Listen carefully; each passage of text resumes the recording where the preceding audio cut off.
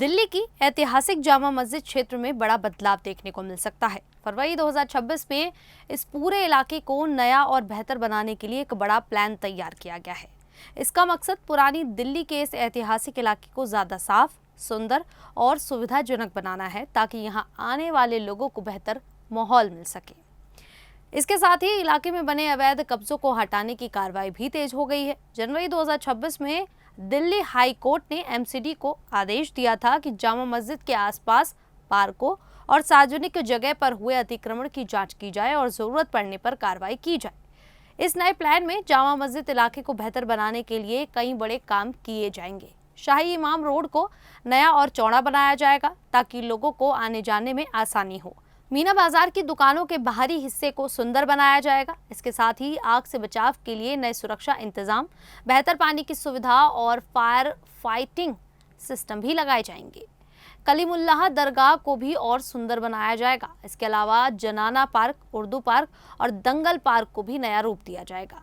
वहां हरियाली बढ़ाई जाएगी, बैठने की अच्छी व्यवस्था होगी और नई लाइटें लगाई जाएंगी। लोगों के चलने के लिए बेहतर रास्ते बनाए जाएंगे, ड्रेनेज सिस्टम सुधारा जाएगा और ऊपर दिखने वाले बिजली के तारों को जमीन के नीचे किया जाएगा। ये पूरा प्रोजेक्ट करीब 12.7 हेक्टेयर इलाके में किया जाएगा।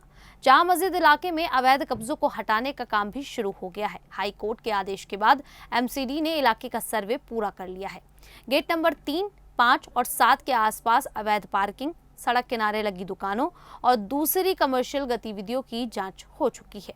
कुछ रिपोर्ट्स में कहा गया है कि आसपास की सरकारी जमीन पर अवैध तरीके से दुकानें, मकान और छोटे अस्पताल तक बना दिए गए हैं।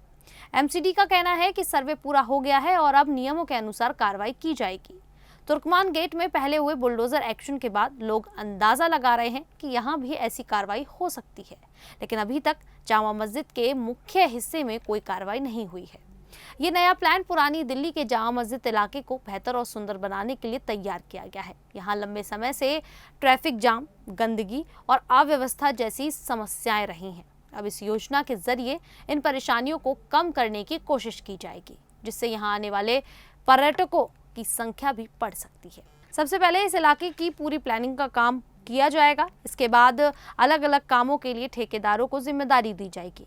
सड़क को चौड़ा और बेहतर बनाने के लिए कुछ दुकानों को दूसरी जगह पर शिफ्ट करना पड़ सकता है। मीना बाजार की दुकानों के बाहर का हिस्सा एक जैसा और सुंदर बनाया जाएगा, ताकि पूरा बाजार साफ और आकर्षक दिखे। आग से सुरक्षा के लिए नए इंतजाम किए जाएंगे, जैसे फायर हाइड्रेंट, स्मोक डिटेक्टर और बाहर निकलने के सुरक्षित रास्ते बनाए जाएंगे। पानी की बेहतर सप्लाई के लिए नए टैंक और पाइपलाइन लगाई जाएंगी। वहीं पार्कों में नई घास, पेड़ पौधे, बैठने के लिए बेंच और लोगों के चलने के लिए वॉकिंग ट्रैक बनाए जाएंगे। साथ ही वाहनों के लिए अलग लेन बनाई जा सकती है और अंडरग्राउंड ड्रेनेज से बारिश के पानी की समस्या कम होगी। ये प्रोजेक्ट कई सालों से चल रहा था, लेकिन अब डीपीआर तैयार होने के बाद काम तेजी से होने की उम्मीद है। दिल्ली सरकार, एमसीडी, पीडब्ल्यूडी और शाहजहानाबाद रीडेवलपमेंट कॉरपोरेशन इस पर मिलकर काम कर रहे हैं। प्लान को हेरिटेज नियमों का ध्यान रखते हुए तैयार किया गया है, ताकि जामा मस्जिद की ऐतिहासिक बनावट प्रभावित ना हो। हालांकि अतिक्रमण हटाने पर स्थानीय लोगों का विरोध हो सकता है, दुकानदारों को नुकसान का डर है। निर्माण कार्य के दौरान ट्रैफिक और रोजमर्रा की जिंदगी प्रभावित होगी, इसीलिए सरकार को स्थानीय लोगों से बात करके प्लान को लागू करना होगा। फिलहाल अभी तो जामा मस्जिद के आसपास के इलाकों में सामान्य स्थिति है, नमाज नियमित रूप से हो रही है और कोई बड़ा विवाद नहीं है।